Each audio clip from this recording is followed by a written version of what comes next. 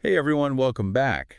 We're diving into a topic today that you specifically requested, so let's talk about autism in adults. Yeah, definitely. It's something that we don't always talk about enough.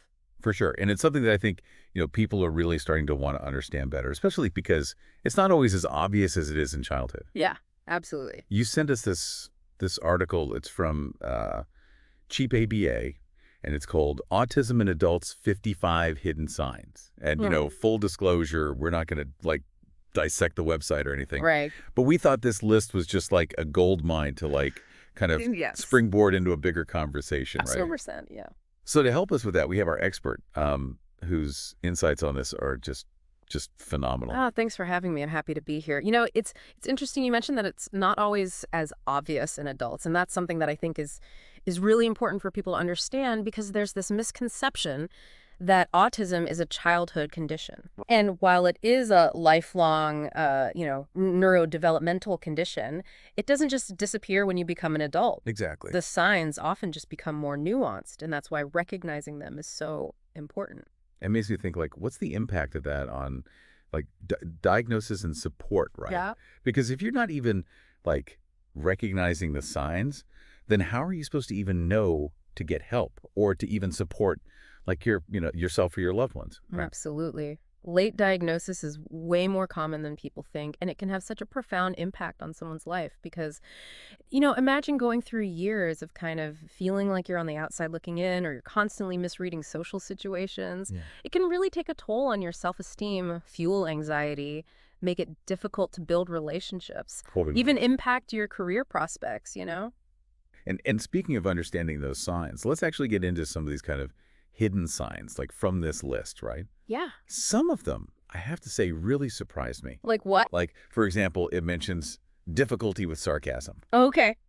Like, that's not the first thing I think of. Yeah, no, and that's exactly why it's hidden, Right. right? Because, imagine trying to decode a secret language when everyone else seems to understand it. That's kind of what social cues, especially nonverbal ones, can feel like for someone on the spectrum. And then you throw in sarcasm, which relies on things like tone of voice, facial expressions, context, all these subtle things, and it becomes this whole other layer of complexity. Right. So a joke to one person might feel really confusing or even hurtful to someone who's taking it literally? That makes so much sense. Yeah. Because it's like, yeah, everyone else is working off a different script. And you're like, wait, what's going on? Exactly, exactly. And then there's that whole thing with sensory sensitivities. It mentions like hypersensitivity to sound and texture and light. Now, obviously, we all have preferences. Right. But for someone on the spectrum, these can be like seriously amplified. Right. Oh, absolutely. Like, I can't even imagine being overwhelmed by like the fluorescent hum Well, in a grocery store or like the feeling of certain fabrics. And it's not just being picky, right? Yeah. Like this is genuinely distressing. Yeah, and I think that's a really important point to make, that it's not just about being picky or being difficult. Right. These are real, genuine sensory experiences that can be incredibly overwhelming and make it really challenging to navigate everyday life? It's like those sensory rooms that they have sometimes. Like those aren't just for show. Those are addressing a real need. 100%, yeah. Uh, It can be really, really tough for people. And, not everyone on the spectrum is going to experience all of these things or experience them to the same degree. But it's important to understand that these sensitivities are real and they can have a big impact on someone's life. And that, in turn, can lead to misunderstandings, frustrations, for the individual, for the people around them. and it's like, when you think about it, it's those struggles, those everyday things that can Mm. kind of lead into some of these other Yeah. signs that we see on this list. Right. Like the article mentions stimming, right? Hmm. Like things like rocking or hand flapping, fidgeting, Yeah. behaviors that those of us, who aren't on the spectrum might look at and be like, oh, that's different or unusual. Yeah, and it's often those behaviors are really connected to what we were just talking about, that sensory overload. It can be a way to kind of self-regulate, to find a sense of calm or focus when the world feels kind of overwhelming. It's almost like finding like a quiet space in a loud room, Exactly. but Yeah. it's internal, Yeah, right? exactly. Okay, wow. And then there's that whole thing about like intense interests, Yes. which, I feel like that is something that that people do often associate with autism. Right, absolutely. But it's more nuanced than just saying, like, oh, they have hobbies. Exactly. Yeah. For someone on the spectrum, that interest can fuel like incredible focus, passion. Right. It might be building intricate Lego models or delving into historical archives Mm. or mastering, a particular coding language. Right. So it's not just a pastime. It's not just a pastime. Yeah. Yeah. It can be a real driving force in their life. I can see how that would be, like, amazing on one hand, but also maybe a little isolating, right? Mhm. Like, if your whole world kind of revolves around this one thing, Yeah. and maybe the people around you don't quite, like, get it. Exactly. And I think that's a key point is finding that balance. So, yeah. Because those intense interests can be such a source of like incredible expertise and fulfillment, Right. but it's also important to build those bridges of understanding with others. Right. Yeah. And that's where, recognizing the signs and seeking support can be so crucial. So let's talk about that. Like, Yeah. if someone's listening to this and something's clicking for them, like they're seeing themselves in some of these things, or maybe they're seeing, someone they love, a family member. Right. What are the first steps here? That's a great question. And I think the first thing to remember is that self-diagnosis can be really tricky. Okay. It's Okay. fantastic to be self-aware, but a formal diagnosis really needs to come from a qualified professional Yes. who understands autism in adults. Okay, so we're not relying on, like, online quizzes anymore. Exactly. Exactly. Okay. And this might be a therapist, a psychologist, psychiatrist, even some neurologists specialize in this area. Okay. And I think finding the right professional is key. Word of mouth can be really helpful. Checking with local support groups or even reputable online forums. Okay. Those communities can often have kind of really valuable insights from lived experiences. Because they've been there. They get it. Exactly. And when you do find a professional, don't be afraid to ask about their approach. Have they worked with many adults on the spectrum, especially those diagnosed later in life?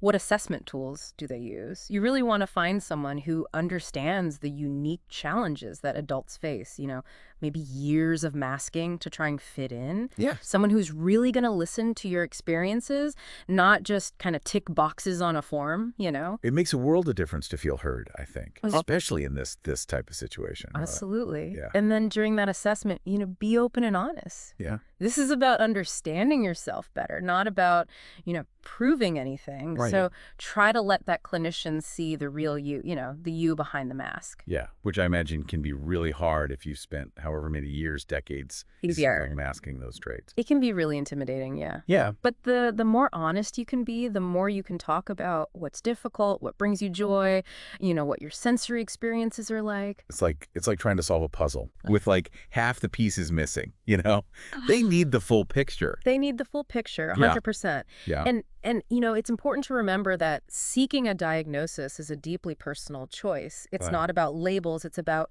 finding answers and accessing the support that's right for you. It's about empowering yourself to, like, live your best life, whatever that looks like for you. Precisely. Yeah. And that journey of kind of self-discovery and understanding how your brain works, that's incredibly valuable in itself, Right. It can really help you identify your strengths, your challenges, and what you need to thrive.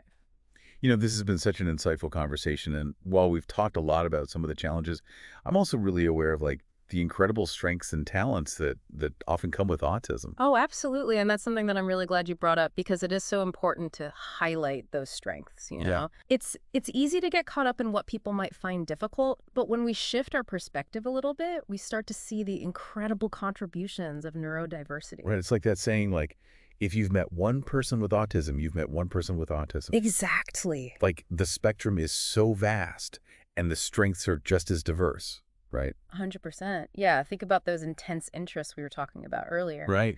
That laser focus can translate into someone becoming a true expert in their field. Right. A lot of adults on the spectrum excel in areas like technology, engineering, the arts, fields that really value things like detail-oriented thinking, pattern recognition, innovative approaches. Like, their brains are wired for, like, a different kind of brilliance. Yes, actually. Exactly. And that brings so much value. It really does. Yeah. And imagine a world, where we celebrated those differences more, where Yeah. we designed workplaces and learning environments that played to those strengths, I think we would see some incredible innovation and creativity flourish. I love that vision. So as we kind of wrap up our deep dive here, is there like one thing you want our listener to kind of walk away with today? I think if there's one key takeaway from all of this, it's that understanding is truly key. Yeah. The more we learn about autism, the more we can dismantle stereotypes, embrace the full richness of, human neurodiversity. Beautifully said. Yeah, And to our listener, thank you so much for joining us on this journey of discovery. And, if something resonated with you today, keep exploring, connect with those support groups, seek out those reputable resources. absolutely. And remember, you're not alone on this path. Until next time, keep those curious minds engaged.